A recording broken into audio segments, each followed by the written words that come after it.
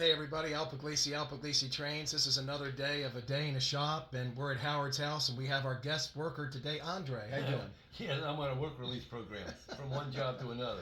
And forgive me, folks, I'm unshaven, and but hey, I'm a railroad. I look like a railroad. Yeah, guy. I'm not allowed to look like a railroad guy all the time. I can do that today though. A lot is going on at the shop today. We're busy as hell, and I'm gonna flip it over and show you what Andre's working on, and then I'm gonna show you a little peek of what I'm working on. And then we're going to end the video with a spectacular hotel that Howard's been working on for a client. And boy, is he in for a treat when this thing is finished. So let me shut up and turn the show over to Andre. All right, Andre, let's be... But we're not running trains at the moment, but what we are doing is trying to repair some of these freight cars. Most of them are coal cars that are on the layout. If you remember, we talked about some scratch-built cars that Howard did, and we've got a handful of them here. I'm going to point you down here to look at these three that are now done, and we'll quickly talk about how we got to that. All of these cars started, they started life on the track, finished, but we are now going to add a coal load to it. So if you want to just take a look. I mean, this is just awesome work here. These are not ready to run. These are kit scratch builds. 100% scratch build. Howard did these, I don't know, about 20 years ago. Yep. We're making sure that we fix the wobble in the trucks. We make in the trucks, make sure the couplers have good clearance. Make sure the height on the couplers is correct. We've got our little coupler guy right there that's going to give us a guide. That's for the coupler height, folks. Coupler height. And we've talked about this before. There's about 500 cars downstairs, but the coupler heights are all over the place. And obviously, this one here needs some adjustment. You can see that it looks close, but this one here is low. A washer or two, either take off or add to balance it all out. Or Katie has upper shank or lower shank. You know, they have different Katies we can put into to raise and lower. The good news is we've got washers till the cows come home. So, yes. This is kind of a little box for the trucks and stuff that needs to be repaired. Extra weights here. Right. We got a whole bunch more weights over here. Folks, these cars are drop dead gorgeous. You know, you talk about the what could have been series cars. I'm going to show you some of those. We still have those for sale.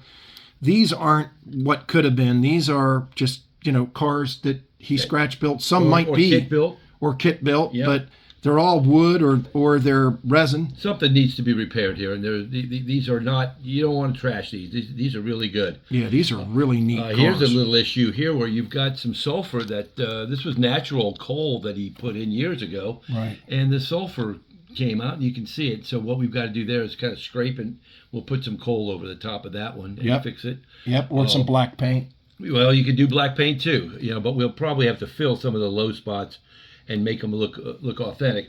We've got these coal loads, and you can zoom in. This is a guy that's been doing this for a long time. Comes in packs of twos. They are perfect, as perfect as you can get for these 35-foot two-bay hoppers. Right. So this is what the plan is. What you see in front of you came out of the bag package. So we're doing that. But another thing that's really important is proper weight in these cars.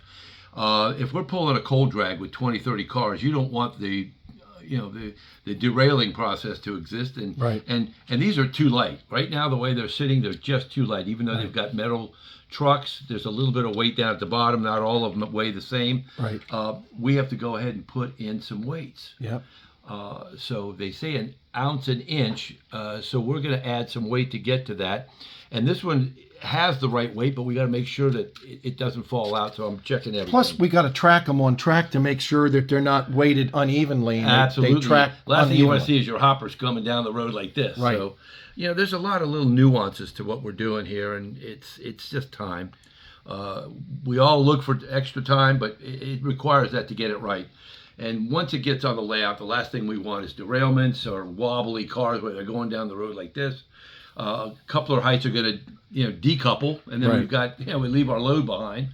So all of this is just part of the fun of the hobby. We're dealing with about 500 cars down there, and some need work. A lot of them need some tweaking. Some don't. We're focusing in on these hoppers right now because they were scratch built 20 years ago, and we want to keep them.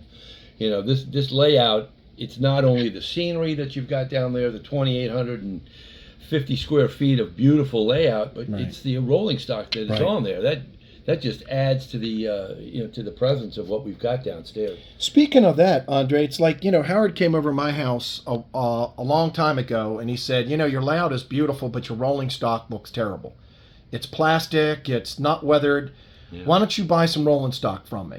And I bought all my rolling stock from him. It's not cheap, but you know what? People that come over it's part of the beauty of the layout. They look at the engines and they look at the rolling stock and they're like, my God. Well, what you want is to not have anybody notice that it's not fitting into the scenery that Right. you've got. You want to make it look as real as possible. We've seen some layouts. So again, we don't want to be nitpicky, and I don't nitpick on my channel, and a lot of layouts, folks, are works in progress. So the people know that they need to weather their cars. Yeah, they put the cars on there to run the Right, trains, but they know right. they got to come back. They know. So Yeah. a lot of times the layouts have a lot of unweathered cars, and that's just because, none of us have gotten around to doing them yet. That's Yeah, the fun right. of the hobby. You're right.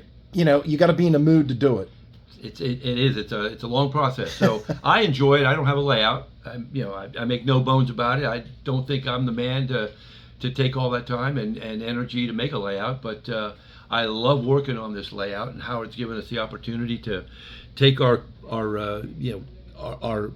modeling background and enhance it. Yep. So this is just a perfect little workstation here. This came from downstairs, but we're working up here. This is where Station Zilla used to be for Yes. a year and a half. Yes. And we can spread out, and we can all kind of work together. And speaking of that, I'll just show folks what I'm working on. Absolutely. Yeah, that's a completely different beast right there. Yeah. Now, I'm not previewing it yet. This is the O scale. Howard and we did a video on a HO scale powerhouse that we sold. That's sold. Now, we can do HO ones with the transfer stations. The HO powerhouses are about $2,300. And the HO ones are good size. And you can see it on my channel. Just go into my videos and scroll down for the HO powerhouse, or you can go into items for sale. Every one of these is a little different. No two are the same. Now, this one is designed for coal cars to pull up behind it. This is the back. This one's designed for coal cars to dump coal. The coal dumps will be on a siding back here, and the coal dump, and the cars will dump down the coal. But what's really interesting is when you zoom into the detail that you have on that loading dock, that's where all the action is. Right, and then again, this is a work in progress. So this is the O scale one. Now, how big is this one? This one's the building itself is about 34 inches long by about 13 or 14 inches wide. But I'm going to add on a power transfer station to this. And another option on the HO or the O scale building is on the HO building, Howard added the trains, 2 tracks going into the power station on this side of the building. I chose not to have that. I chose to have my coal supply in the rear.